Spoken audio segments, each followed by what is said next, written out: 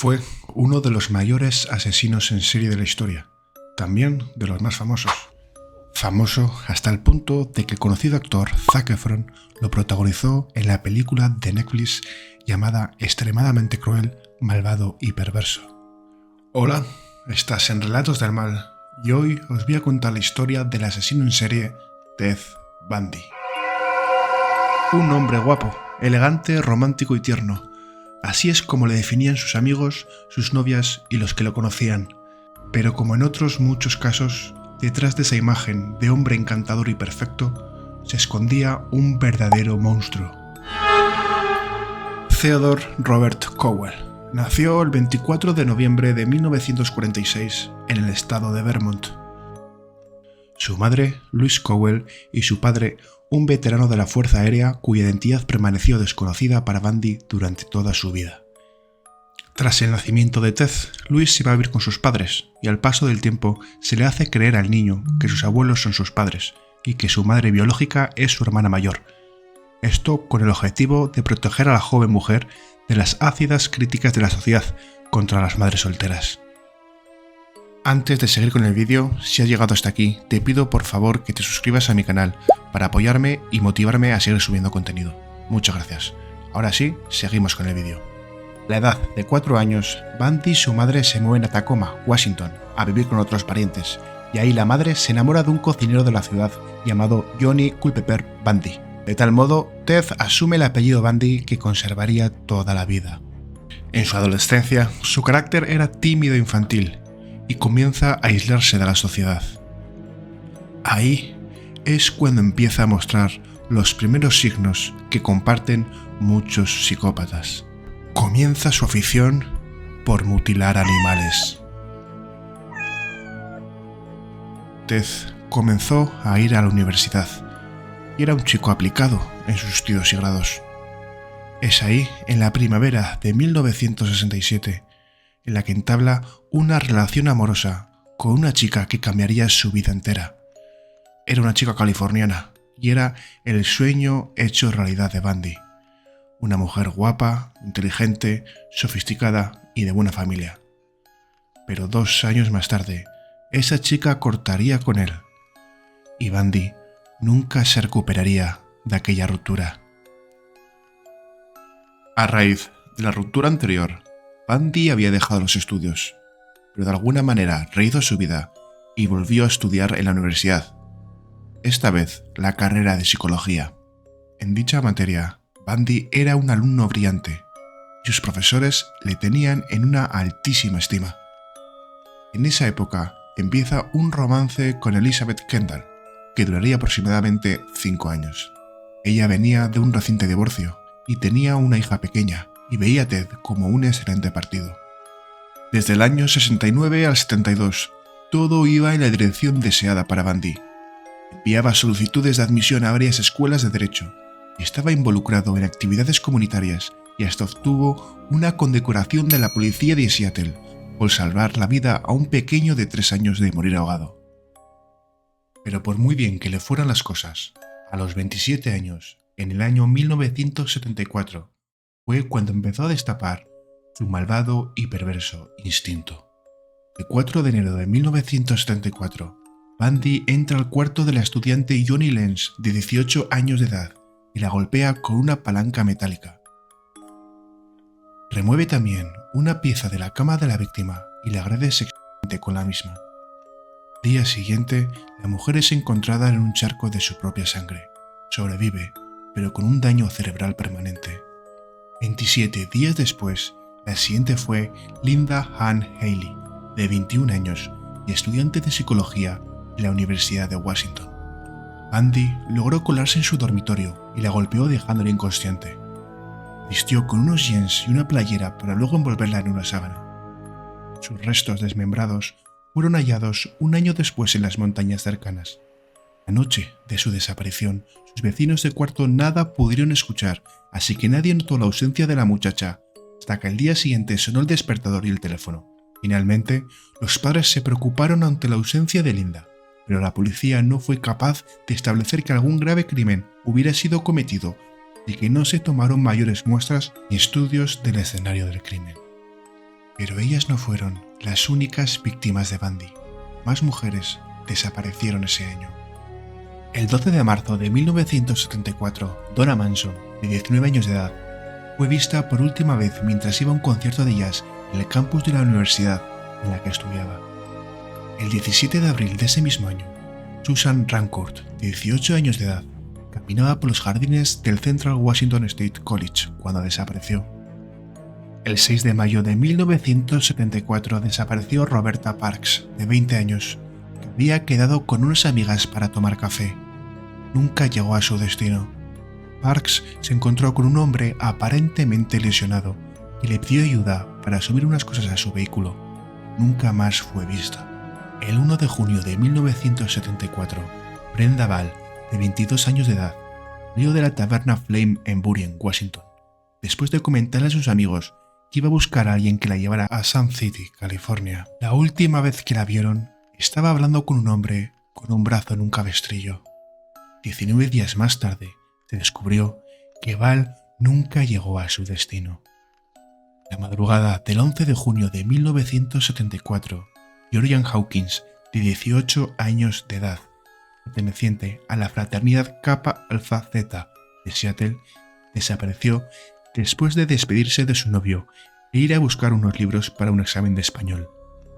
Su compañera de habitación y la encargada del dormitorio comunicaron su desaparición a la mañana siguiente. El 14 de julio de ese mismo año, la universitaria Janice Ott dejó una nota a su compañera de habitación avisándole que se iba en bicicleta al parque del lago Sammamish. Y se le vio conversar con un hombre que tenía el brazo enyesado y le pedía ayuda para cargar libros en su auto. Fue ese gesto de amabilidad el que le costó la vida a aquella muchacha. Ese mismo día secuestró a Dennis Naslund, que estaba paseando el día con su novio y sus amigos. Los restos, al igual que los restos de Janice Ott, fueron encontrados cerca del lago Sammamish.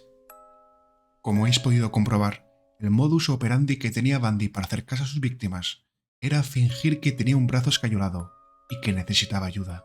Y claro, ¿quién iba a negarle la ayuda a un chico guapo, atractivo, encantador y con buena presencia como Ted Bundy? Pues aquella confianza ciega en aquel desconocido fue lo que les costó la vida a aquellas mujeres tan jóvenes. En esa época, la policía ya había comenzado la investigación y los testimonios apuntaban hacia un hombre a quien se identificaba como Ted. A veces se le veía en apuros cargando libros, pues traía un brazo enyesado. Otras veces también se vio en problemas para echar a andar su viejo Volkswagen. En otras ocasiones se le vio merodear por el sitio donde habían desaparecido dos muchachas, y que la policía ya tenía pistas de quién podría ser. Pero Bundy contaba con una ventaja sobre la policía, y era que su aspecto podía cambiar enormemente con solo ajustar el estilo de peinado y por dejarse o rasurarse la barba. Sus rasgos físicos lo hacían un hombre bien parecido, pero que no llamaba demasiado la atención, por lo que era muy difícil seguirle en la pista. Además de eso, Bundy cambió de residencia para seguir matando y se fue al estado de Utah. En ese lugar, mató a la hija del sheriff local, Melissa Smith, el 18 de octubre de 1974. Y días después, mató a Laura Aimee, cuyo cuerpo fue localizado en las montañas Wasatch. El cuerpo mostraba huellas de haber sido golpeado en la cabeza con la clásica cuña de metal. Había sido violado y sodomizado. La policía del estado comenzó una frenética búsqueda del asesino, pero la similitud del modus operandi los hizo contactar a los oficiales de Washington, con quienes conjuntamente acumularon evidencias hasta publicar un retrato con la probable apariencia del asesino. Pero gracias al retrato hablado sobre el asesino, una amiga cercana de Elizabeth Kendall, la que por entonces era la novia de Ted, identifica al probable asesino como Ted Bundy. Kendall, en un principio, se negó a convencerse de que su novio podía ser el asesino, pero había demasiadas claves que apuntaban directamente hacia él. El parecido de Ted con el retrato de la policía, el hecho que manejaba un Volkswagen sedán como el asesino y que había visto en su departamento muletas a pesar que él no se había lastimado nunca. Dada la situación, Elizabeth se armó de valor y llamó de manera anónima a la policía, sugiriendo que su actual novio pudiera tener algo que ver en las muertes. Y a pesar de que facilitó fotos recientes de Bundy a la policía, los testigos fallaron al tratar de hacer la correspondiente identificación. La policía desechó esa pista y la atención hacia Ted Bundy se disipó hasta algunos años después. Pero el 8 de noviembre de 1974, el caso da un giro de 180 grados, cuando deja escapar con vida a Carol Darronch. Los hechos fueron así. Bundy merodeaba en una tienda de libros y elige como víctima a una chica de 18 años y con engaños se hace pasar por un oficial de la policía diciéndole que le habían robado el coche a aquella chica. Bundy convence a la chica para que se suba en su coche y al poco de conducir en dirección opuesta a la estación de policía, comienza el forcejeo entre ambos. Bundy la amenaza con una pistola y al tratar de esposarla falla y ella lucha por su vida. Carol aprovecha a salir del coche y aunque Bundy la persigue y la ataca, ella consigue golpearle y ganar unos preciosos segundos para escapar. Afortunadamente, una pareja conducía por aquel lugar y se dio cuenta de la situación. Ella se montó en el coche de aquella pareja y se dirigieron inmediatamente a la estación de policía. La chica estaba en plena crisis nerviosa, pero ese no fue el único intento que Bundy efectuaría ese día, en una escuela del lugar donde molestó constantemente a la directora del mismo. Lo bueno, que la mujer nunca prestó atención al sujeto por estar sumamente ocupada en sus asuntos, pero le pareció muy extraño verlo merodeando por el lugar. De todos modos, la pobre Davy Kent halló la muerte a manos de Ted Bundy esa noche. La única pista encontrada fue una pequeña llave de esposas que concordó a la perfección con las esposas usadas en el intento de secuestro de la señorita Darronch. Pero el círculo sobre Bundy se cerraba aún más. El 16 de agosto de 1975, el Volkswagen Sedán de Bundy es identificado con el implicado en el secuestro de Darronch. Tras una semana de juicio por secuestro, Ted Bundy es sentenciado a una pena de 15 años el 1 de marzo de 1976 en la prisión estatal de Utah, Colorado. Se le detuvo debido a que los oficiales de camino en cada condado son conocedores de todos los vecinos y ponen mucha atención en los carros que no conocen. Como existía el antecedente de un Volkswagen Sedán implicado en un secuestro, fue cuestión de poco tiempo para que se le detuviera. En las primeras inspecciones fueron halladas la palanca de metal, esposas, cinta y otros objetos que hicieron sospechar inmediatamente del detenido. La evidencia hallada fue ligada paulatinamente a la desaparición de otras mujeres, Melissa Smith, Laura Amy y Davy Kent. Gracias a la colaboración de la directora de la escuela en la que merodeaba Bundy y de Carol Darronch, la identificación de Bundy fue corroborada policialmente. La policía supo que tenía en su poder al sujeto indicado y comenzó la investigación a gran escala del hombre que ahora sabía que era Theodore Robert Bundy. En 1975, la policía profundiza en la vida de Bundy mediante las declaraciones de Elizabeth Kendall, quien acude a los interrogatorios afectada y nerviosa, pero aporta valiosos datos que van componiendo el rompecabezas de la existencia de su peculiar novio. Relata que los días de los asesinatos no podía determinar dónde había estado su novio, no con ella por lo menos. De hecho, Bundy tenía por costumbre dormir más durante el día y las noches aprovechaba para salir. Otro dato revelador es que hacía un año este había hecho un viaje al lago Sammamish para esquiar, justo por los días que habían desaparecido la señorita Sott y Neslund. Las siguientes sesiones le contó a la policía que notó desde los primeros días de su noviazgo que Bundy guardaba en su habitación yeso y vendas, y hasta lo que recordaba nunca se había roto ningún hueso del cuerpo. todas formas, Bundy pasaba tiempo en las montañas Taylor, lugar donde varios cuerpos habían sido hallados. Una vez descubrió debajo del asiento del coche un hacha y detalles por el estilo que se convertirían en una evidencia crítica. El 23 de febrero de 1976 empieza el juicio contra Bundy por secuestro agravado. Ted, como siempre, con su aspecto encantador, llega a la sala confiado y dueño de sí mismo, pensando que no había suficiente evidencia en contra suya. Pero no previó el impacto que tuvo la declaración de Carol Darronch, a quien el fiscal pide identificar al hombre que lo atacó. Sin dudarlo un segundo, señala directamente a Bundy, a la vez que estalla en llanto. El jurado, al voltear para ver la reacción de Bundy, lo mira enclavando una helada e impasible mirada a la testigo. En su defensa, diría que ni siquiera conocía a la chica, pero tampoco tenía alguna coartada el día de los hechos. Al juez le tomó el fin de semana revisar a fondo el caso y el acusado fue sentenciado el 30 de junio a una cadena de 15 años con posibilidad de libertad condicional.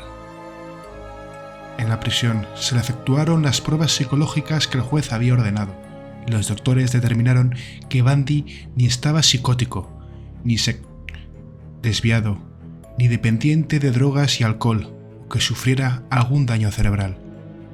Pero sí tenía una fuerte dependencia a las mujeres y tenía un gran temor de ser humillado en sus relaciones con ellas.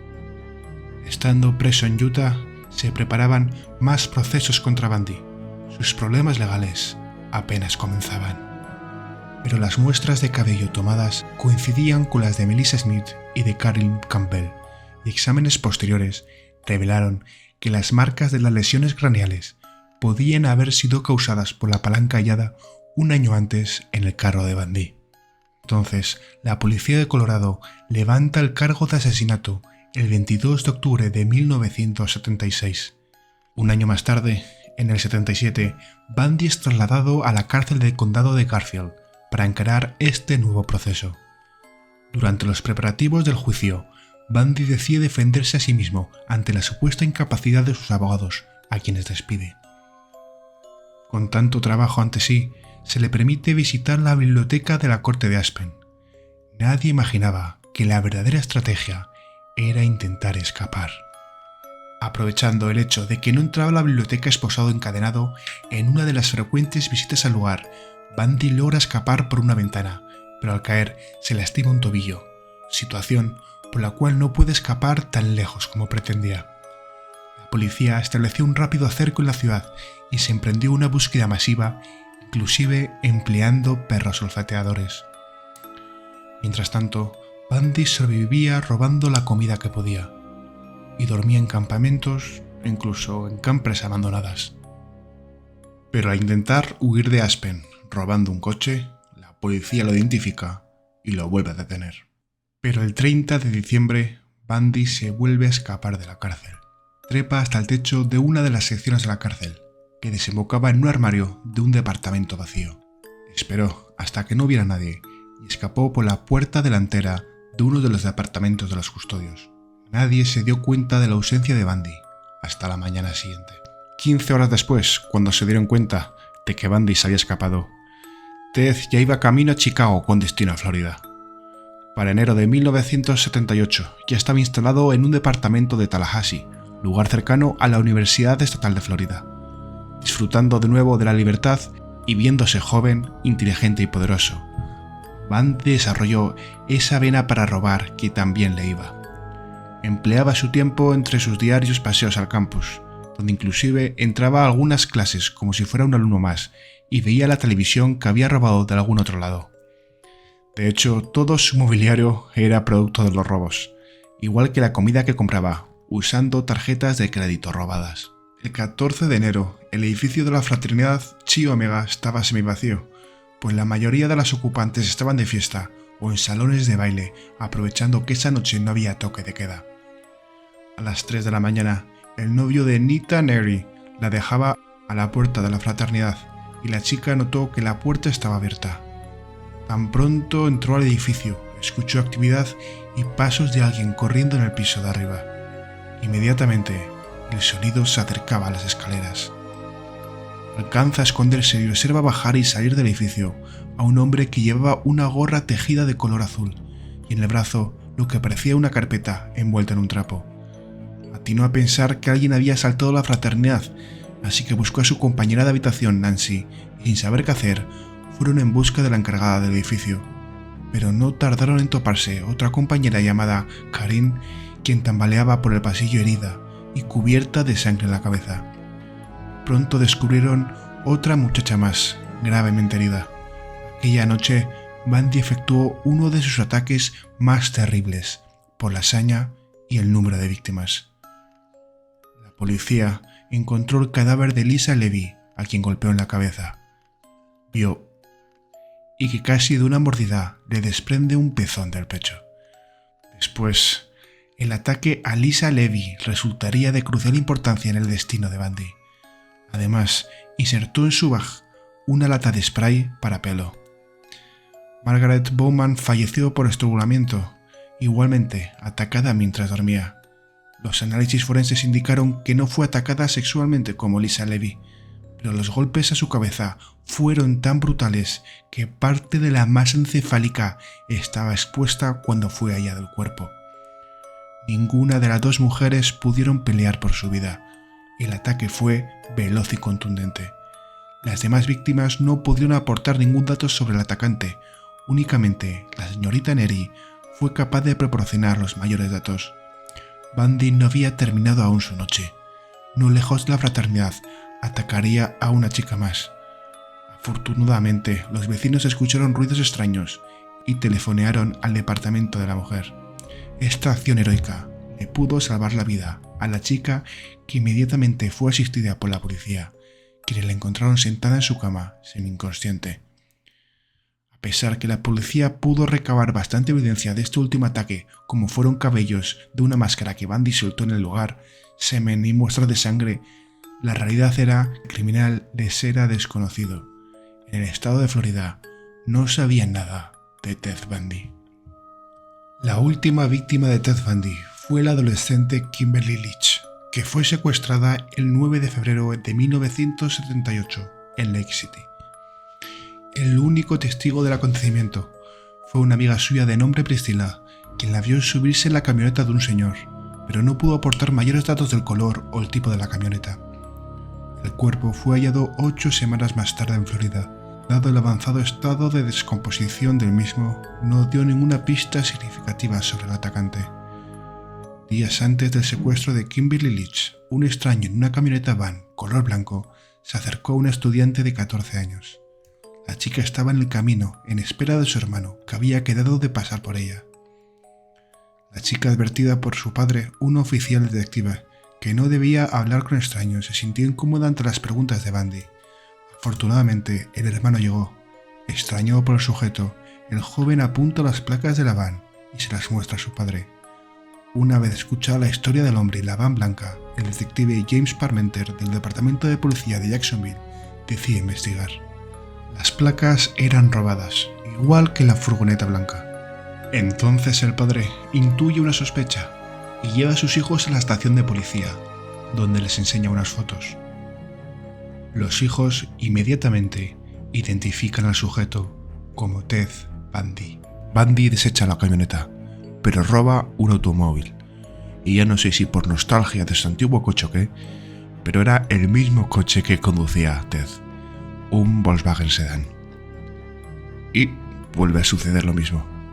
Los oficiales locales de la región sospechan ante la presencia de un vehículo que no les es conocido.